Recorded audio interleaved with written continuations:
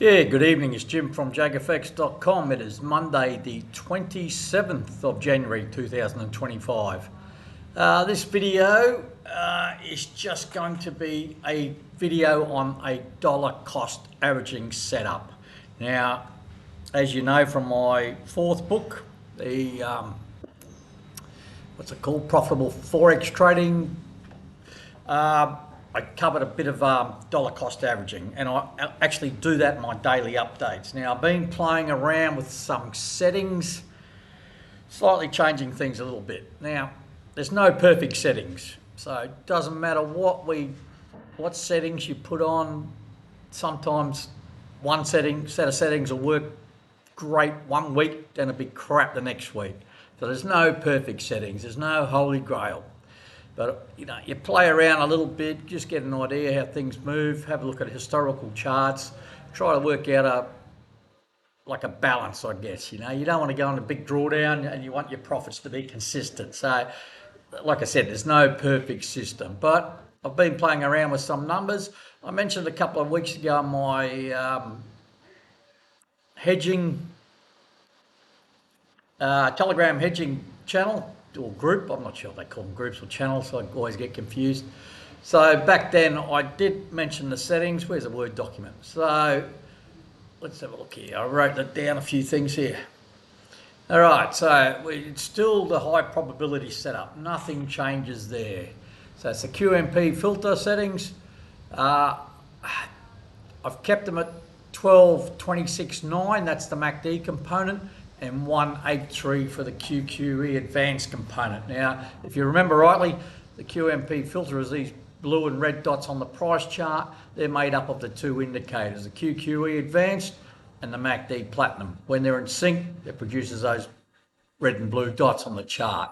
So nothing's changed. I'm keeping those settings the same. Now, in my Telegram post previously, I mentioned that I'd changed the QMP filter QQE component settings to the same as I actually put on the QQE. I've decided to go back to 183. It just cut down the number of trades and gave me a better opportunity getting out. And we'll have a look at this in a minute.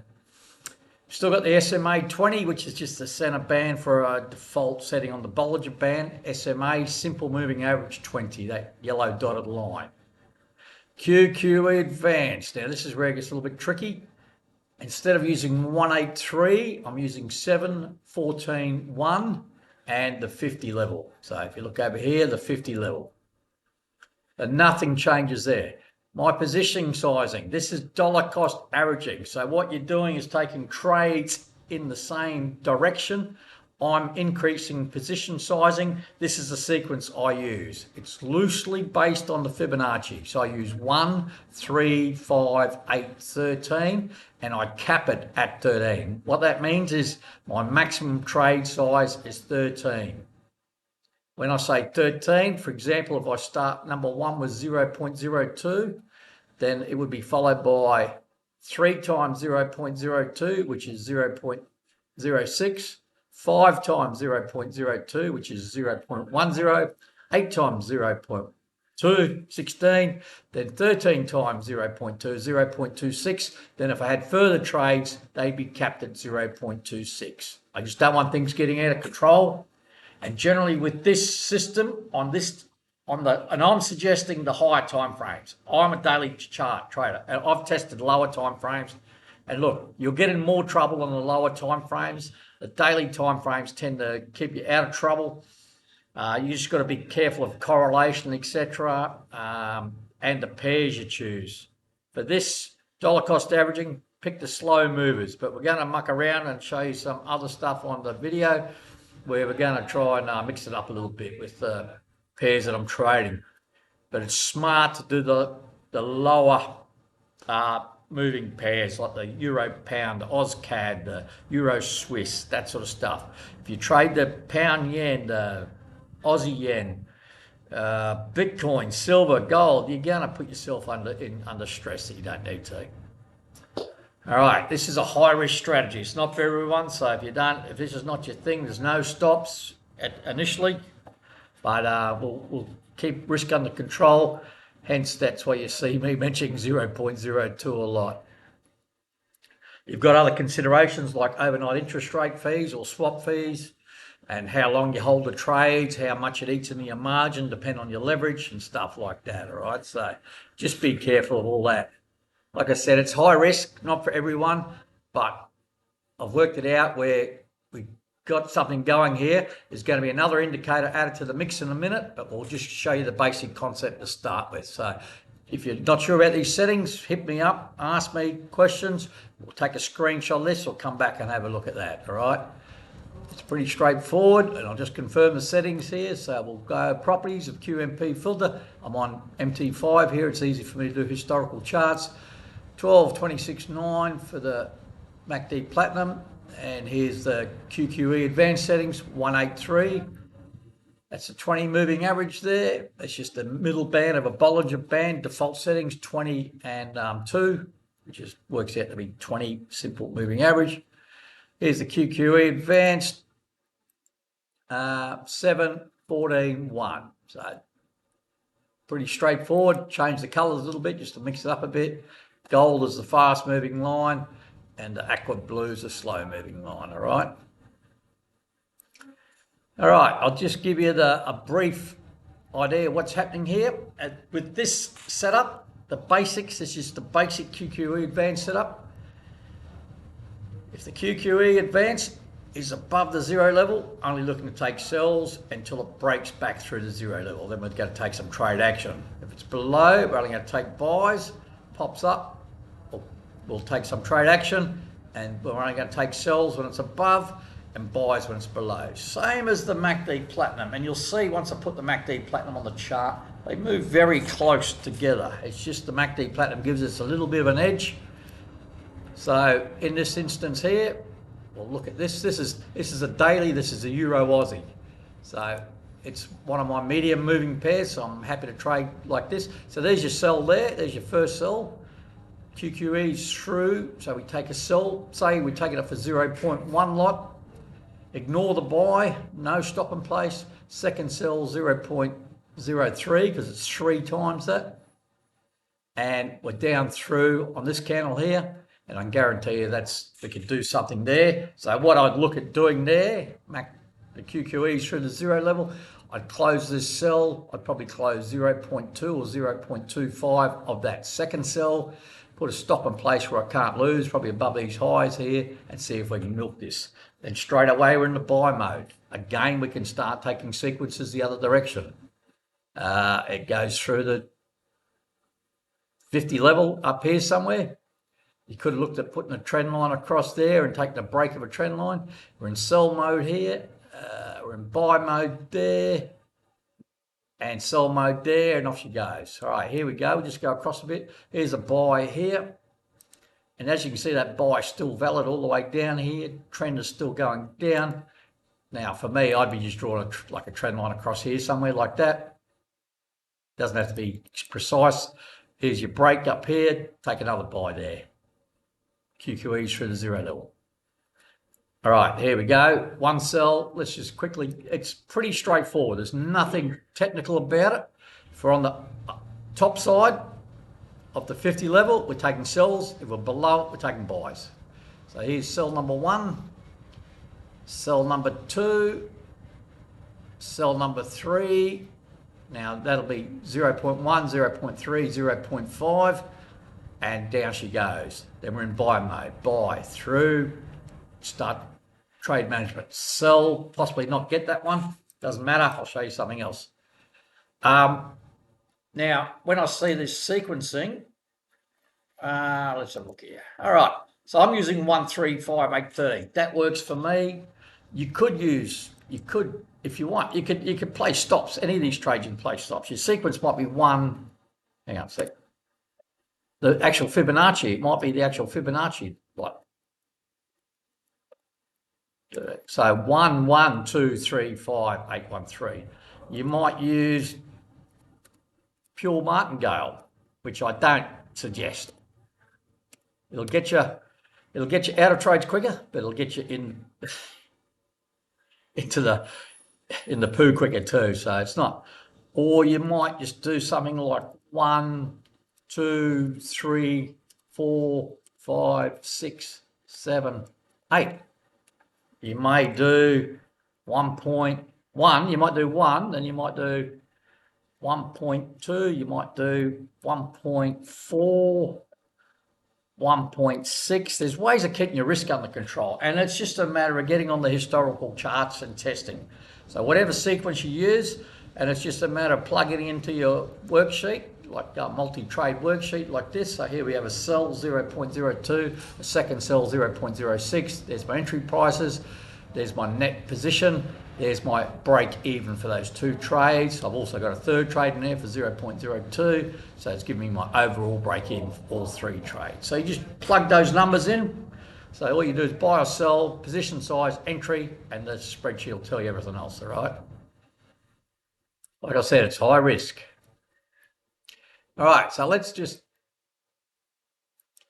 go here. I've got this, let's have a look here. I've got a random number thing, all right? I should have showed you what I've got here.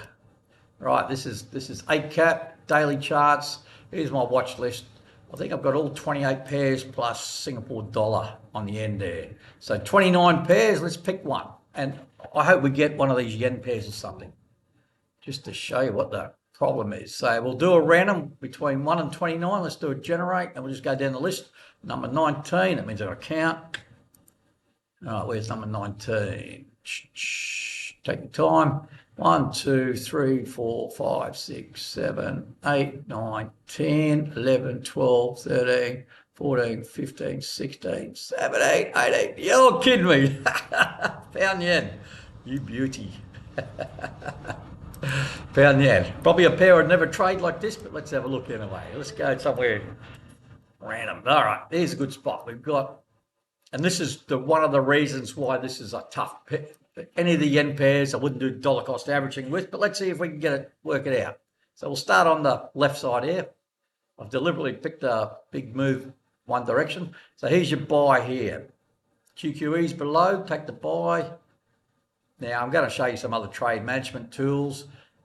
We haven't technically broken that, I don't think. No, we're still below it. Here's your second buy. A couple of candles later, we're above it. So you can't lose on that one. All right. Here's your sell. Down through the 50 level, start closing that out or putting a stop in place. Buy. Now, not sure whether you get that or not. Generally, if it's on the other side, but we're going to look at something else in a minute. That's on the other side, so I probably wouldn't take that one, but and I don't know what's coming up on the right.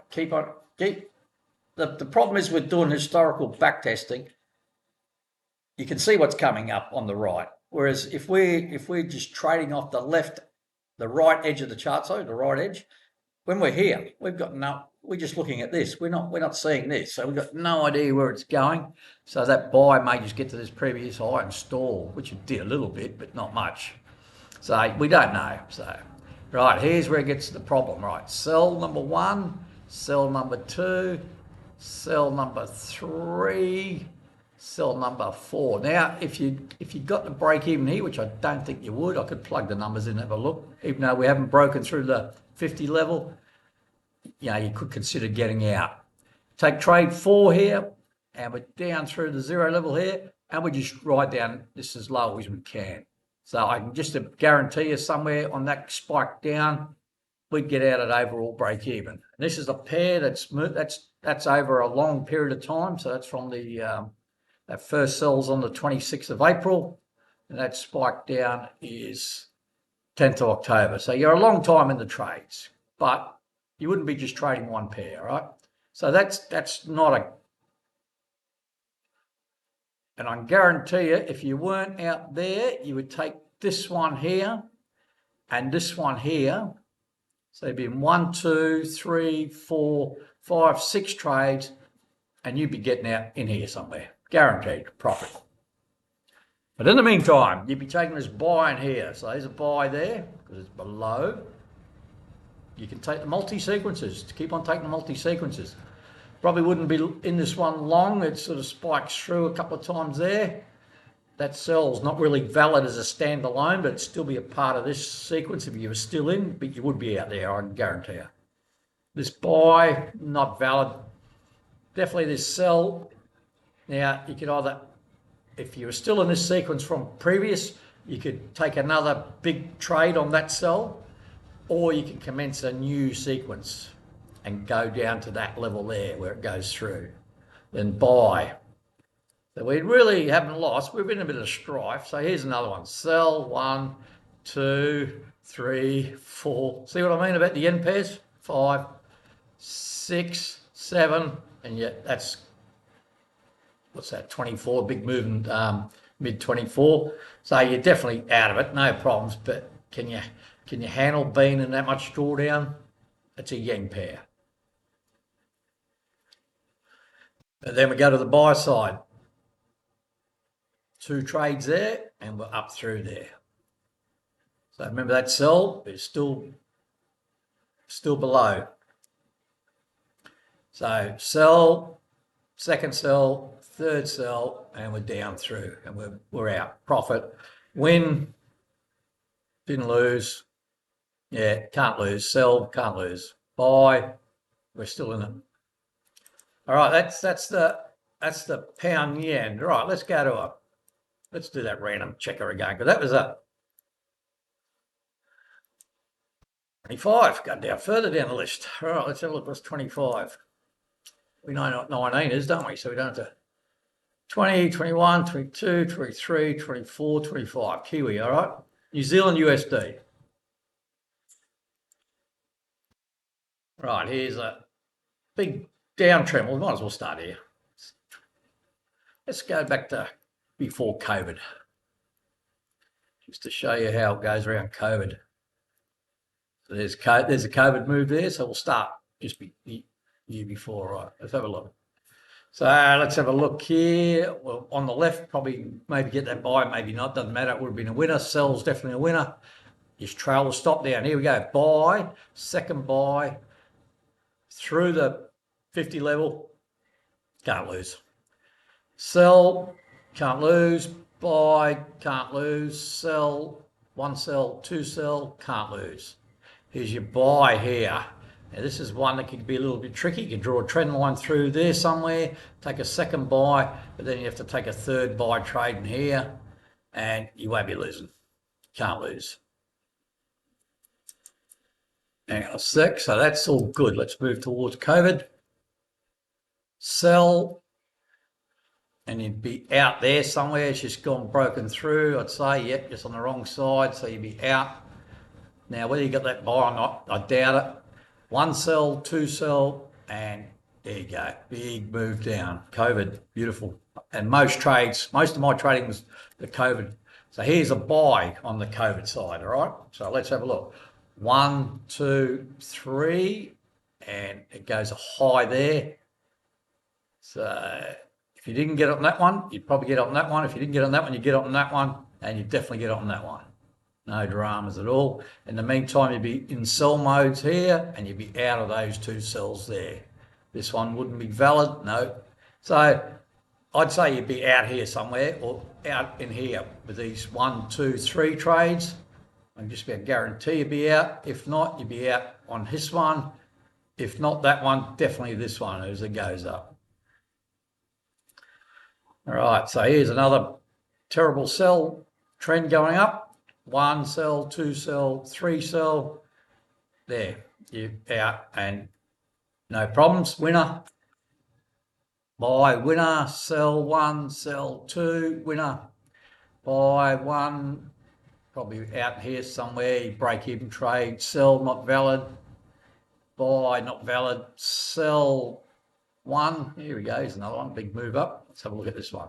So what was that? That one there. 1, 2, 3, 4, 5. You'd be close to being out there. Now, here's something you've got to note too.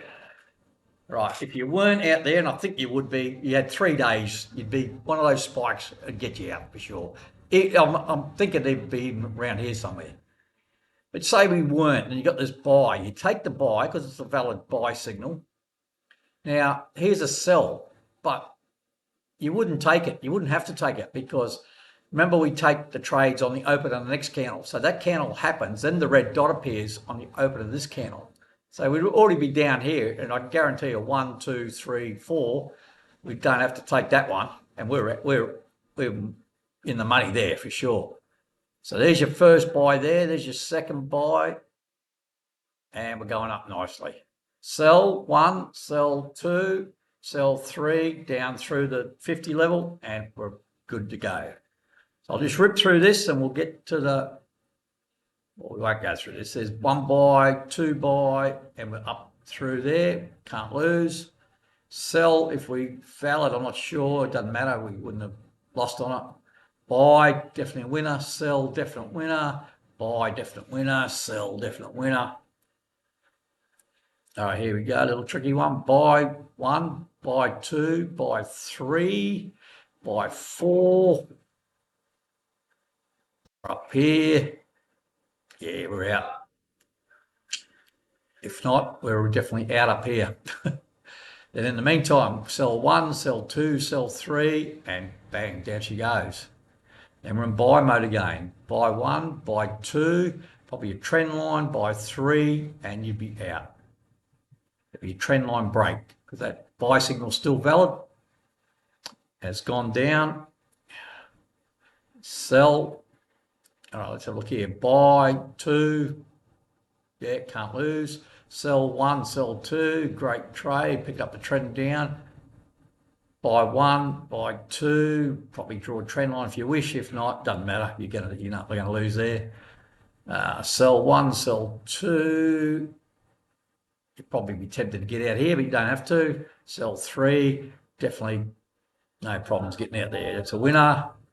1, 2, that's a winner. 1, can't lose. That's through. Can't lose. Buy, sell, can't lose. I know I'm rushing through this, but you just got to look at the colours and the lines where they are. You can't lose. There's going to be a lot of break-even trades here, but you can trail the stop, and they're not all huge winners, but you're not going to lose. That's the main thing. And there's not much stress here, other than the pound yen. Yeah, I'm not sure that's so in through here. That's just easy. That's shooting fish in a barrel. That one. Buy 1, buy 2. The spike through up here. Plenty of opportunities to get out there. No dramas.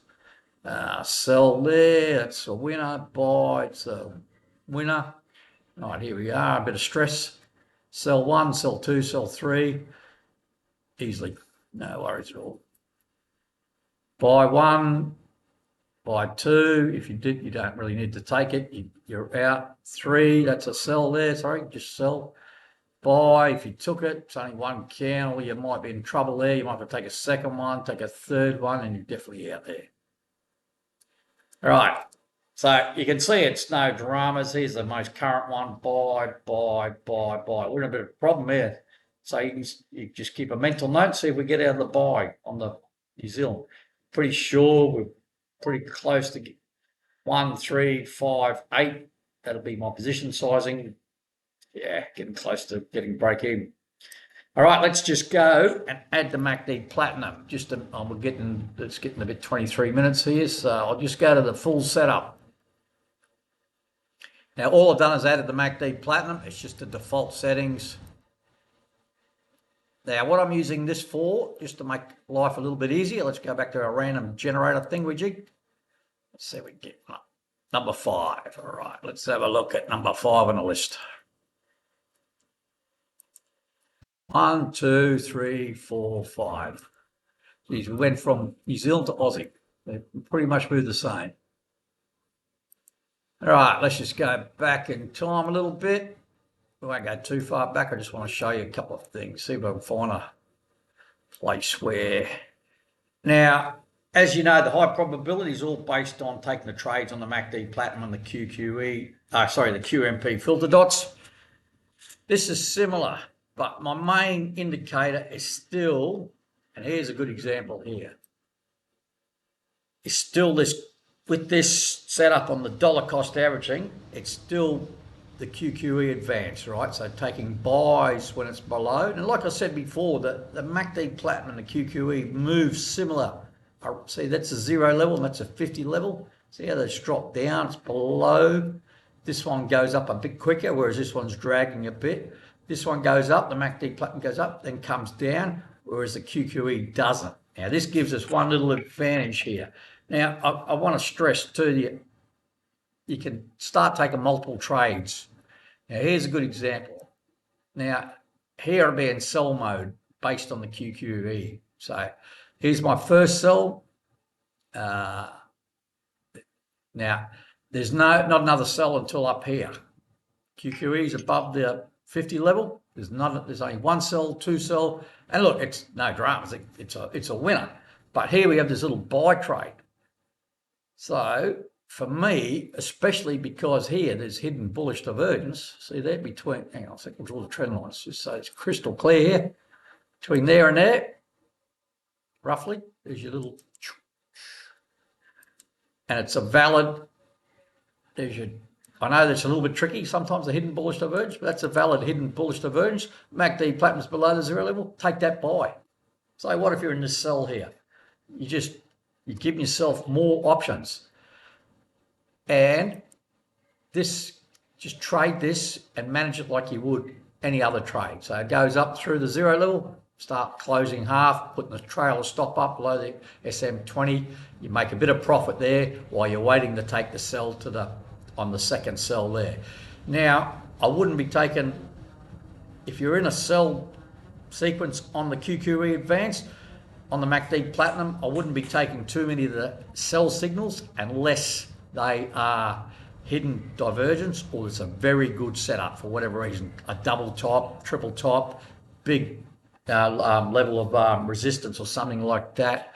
There's no need to put yourself under extra risk.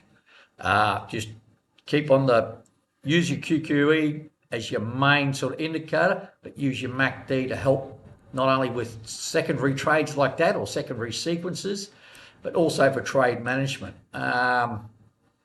So let's see if I can find an example here somewhere. I'll pause the video and I'll find this example. All right, I was trying to look for an example where you combine them a little bit, and I'll just try to show you. This is not probably a great one, but say for example, we're up here, right? The QQE advance is below, so we're in buy mode, so no dramas. Take this buy, second buy, third buy. Eventually pokes up through here, and we're good. In the meantime, we could have taken this sell. Remember, we're in buy mode on the QQE advance. So we've got a nice hidden bearish divergence there. I'll draw the trend lines, just to make sure you can see it. So there's your hidden bearish divergence. So you know what I think about them. Now this wasn't a great one by any means. It wasn't a good one, but the usual, take the sell there, this is it, and price close below the SMA 20, close half, put a stop in place where you can't lose. Well, it didn't work out, the hidden divergence, but it's a no-lose trade, and it could have dropped off a cliff and we would have been right. So in the meantime, we start taking buys. We start looking for the QQE's gone through the 50 level, so we're in sell mode. So there's your first sell. We're ignoring the MACD platinum sells now. We're just looking at the QQE advanced. This is just the way I do it. So here's your second one here. Now I'm looking at the MACD platinum. You can see the QQE's still a fair distance above the 50, but once I start getting multiple trades on, I'm looking for any reason to get out of break even, especially if I'm suspecting, looking at market structure, we've got slightly higher highs, higher lows. I'm thinking the trend might be up. In this case, it obviously is. That's not a valid buy for anyone, but here we go. We've got a sell up here, another one. So we're in 1, 2, 3 sells, and the MACD platinum's through the zero level. Now, if any time down here, these trades are at overall break even, I'm thinking about doing something. I'm in 3 trades. The MACD platinum's gone through the zero level, even though the QQE is still above. Now, say for example, I did get out of break even, put a stop in place, I scaled out or just got out of break even and closed all my trades. I could take this buy here and, dare I say, hidden bullish divergence, clear as day, so that's a gimme for me. These are the ones you want. These are the trades you want to take. So take that buy there. It's a Captain Obvious, hidden bullish divergence, take the buy. But the QQE is still above the 50, so I'm still in sell mode.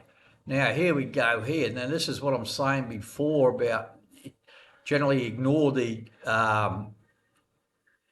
MACD platinum trades if it's in the same mode as the QQE advanced. But in this case, we've come up to this previous high. There's a double top here. Well, and even in hindsight, we can see it's like a triple top. But definitely that one. You can even make an argument there's regular bearish divergence there. That's probably a signal you could take too. But if you're out of these three already with the QQE advanced, you just recommence the sequence. If it was 0.1, it was your initial one, 0.3, 0.5, then you're out of all trades and go back to 0.1. No use adding risk. And I'd probably take the 0.1 on the MACD Platinum because I like that setup, especially the daily chart, especially this pair. They do respect the resistance levels, etc. This video is dragging on a bit, so we'll just keep on going. So there's a sell there, and then you can start managing individual trades if you want. You don't have to do them at the same time. You give one a bit of room and let the other one slide a bit. Then we're in buy mode here. So we're in buy mode. Now, if you took the buy here, now keeping in mind it was a double top, this is just market structure. We've broken the previous lows here. So you can sort of assume that possibly the market direction is changing.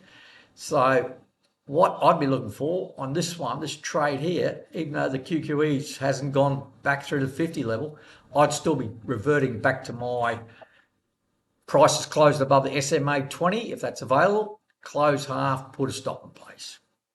Then as we can see, we can see, it's obvious. Then we stopped out that trade, say it's a break-even result or a small loss, who cares? Take another buy here, 0.1. We've got no trade management there, stay in it. The sell's not valid, take a second buy. Now the MACD Platinum's through the zero level, even though the QQE is still below. We're just looking for, if we can get out at break even, which I don't think we can there, may have no spikes, who knows. But definitely here, you could take that one and you definitely get out the next candle break even. And if you wanted to, you could probably go into sell mode on the MACD Platinum here because we're still in buy mode on the QQE advanced. So then we'd be in another sequence there. There's your second sell on the MACD Platinum and your first sell for the QQE advanced. Now this is one I'm definitely drawing a trend line, and it's a lot more obvious when you get the MACD Platinum there. You can see what happens. Just using that example. There's your sell. Price is just going up. Look at the MACD Platinum going down. Just draw a trend line. You can either take it on the break of the trend line or take it on a red dot on the MACD Platinum. In this case, the red dot would have got you a much better price. I'd probably wait for a break there. Even on this one, if you took it, doesn't matter. You're home. So your first sell would have been on the MACD Platinum there, second one there, third one anywhere in here, and you're out. If you're not out there, you're definitely out down here somewhere. So there's a lot happening. It's a dollar cost averaging. Like I said, it's higher risk. You can use the MACD as a tool to help you with trade management and also take opposite signals. It gives you a bit of a hedging capability, I guess. And I get it. Dollar cost averaging is not for everyone. There's plenty of YouTube videos on it. I've never seen any like this, or there's a lot of different ones that use like the grid style, and like price moves 50 pips, they sell again, moves another 50 pips up, they sell again. They maybe slightly increase their position sizing. I've only ever seen me do the 135 sort of setup, and look, it works for me. It does. I'll eventually get out of most trades. Eventually, just pick your pairs. Like the yen pairs are tough going. If you're going to do this with Bitcoin or any of the cryptos or the metals, gold or silver, just stick to the buy side. Look, you're going to miss out on some good sell trades, but trust me, I've done lots of testing on the historical charts.